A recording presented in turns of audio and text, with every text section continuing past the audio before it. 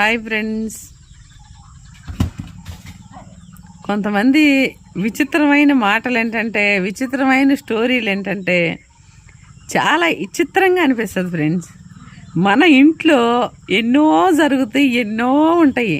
కానీ ఎదటోళ్ళది ఏదన్నా చిన్న ట్రాఫిక్ దొరికిందనుకో, దాని మీద నుంచి పిల్లలు, తల్లులు, తాతలు, ముత్తాతల కాడి నుంచి స్టోరీలు అడుగుతుంటారు, చెప్పించుకుంటుంటారు, వాటి గురించి మాట్లాడుతుంటారు. మీకు మీరు అనుకుంటే సరిపోదు మీరు కరెక్ట్గా ఉన్నారని, మీ చుట్టుపక్కల వాళ్ళు అనుకోవాలి. ఇది మెయిన్ ఫ్రెండ్స్. అసలే ఇది కొంతమంది ఎందుకు తెలుసుకోరో, ఎందుకు ఆలోచించరో. మన కంట్లో దూలాన్ని పెట్టుకొని ఎదటోళ్ళ కంటిలో నలకని తీయాలని ఎందుకు చూస్తారో అసలు నాకైతే అర్థమే కాదు ఫ్రెండ్స్. ఈ మనుషులు, ఈ మాటలు, ఇవి ఏంటంటే నాకు ఎక్కడ లేని విచిత్రం, ఆశ్చర్యంగా ఉంటుంది తెలుసా. ఎందుకంటే ఇంటింటికి మట్టిపోయే కానీ బంగారు పొయ్యి ఎవ్వరికి ఉండదు. ఏదో ప్రాబ్లాలు, ఏదో మిస్టేక్లు, ఏదో స్టోరీలు ఉంటాయి ఏవో. కానీ పెద్ద భూతార్థం వేసుకొని చూసి దాని గురించి ఒక 2-3 సంవత్సరాలు మాట్లాడుకొని వాళ్ళని ఏలం చేసి రోడ్డు మీదకి లాగి వాళ్ళ హిస్టరీలు తెలుసుకోవటం చాలామందికి అలవాటు ఫ్రెండ్స్. ఇలాంటి సిగ్గు లేని, శరం లేని మనుషుల గురించి ఈ వీడియో. ఇగో చూడండి ఒక్కసారి. వీటన్నిటికన్నా ఫస్ట్ మీరు చేయాల్సింది ఏందో తెలుసా?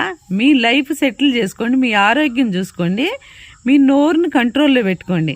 మీ లైఫ్లో ఎన్నో అనర్థాలు జరిగినాయి. ఇవి ఎందుకు జరిగినాయి, నా వల్ల ఏమి తప్పు ఉంది, నేనేం తప్పు చేశాను, ఇది ఆలోచిస్తే ఇప్పటికైనా సరే దేవుడు ఛాన్స్ ఇస్తాడు తెలుసా.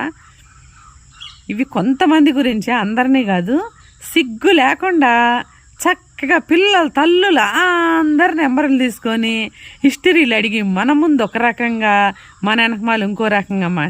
అసలు సిగ్గు శరాలు ఏం ఉండవా? నువ్వు తెలుసుకొని ఏం చేస్తావు అసలు నాకు అర్థం కాలేదు. ఎవరి దాళ్ళు పాటలు పడతారు, ఎవరు అగసాట్లు పడతానే ఉంటారు. నువ్వు తెలుసుకొని ఏం చేస్తా నాకు అర్థం కాదు. మీరేమన్నా దేవుళ్ళు, దేవతలా? మీరే ముందు పిశాచాలు, దెయ్యాలు, ఇవన్నీ మీరే.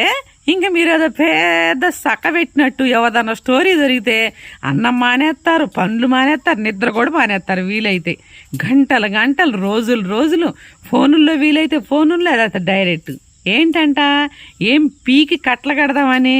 అదేందో మీ లైఫ్లో మీరు చేసుకోండి.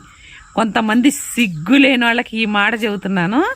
అసలు ఎవరిదన్నా మాట్లాడుతున్నామంటే వాళ్ళు మనుషులే కాదు, అది నోరే కాదు, అది వల్లకాడి. ఫ్యూచర్లో జాగ్రత్త. అలాంటి నోరుల్లో పురుగులు పడతాయి. మీకు నోట్లో పురుగులు పడతాం, మంచాన పడి తీసుకోవటం అవసరమా? లేకపోతే చిటుక్కుని చచ్చిపోయి స్వర్గానికో నరకానికో వెళ్ళటం అవసరమా? ఫస్ట్ ఇది చూసుకోండి. ఎందుకు మీకు వేరే వాళ్ళ గురించి? వాళ్ళు ఎలాగో అలాగే ఏడ్చారు కదా, మీరు చక్కగా తిన్నగా సాపీగా సాగింది మీ జీవితం, పుట్టిన కానీ చచ్చిందాకా. అందులో సంబరంగా ఉండండి. ఏం పోయింది అందులో? అది సరిపోవట్లేదా మీకు? ఎందుకో తెలుసా సరిపోవట్లేదు మీకు? మీద అసలు లుచ్చా బతుకులు, లోపర బతుకులు, లేకి మనుషులు, లేకి బతుకులు. అందుకని వేరే వాళ్ళని చూసి మీకు జెల్సీ అవుతుంది. ఫస్ట్ అది చెప్పండి. మీ బతుకే బాగుంటే, మీరే బాగుంటే, మీ నోరులే బాగుంటే అసలు మీరు వేరే వాళ్ళ గురించి ఎత్తనే. ఎందుకో తెలుసా?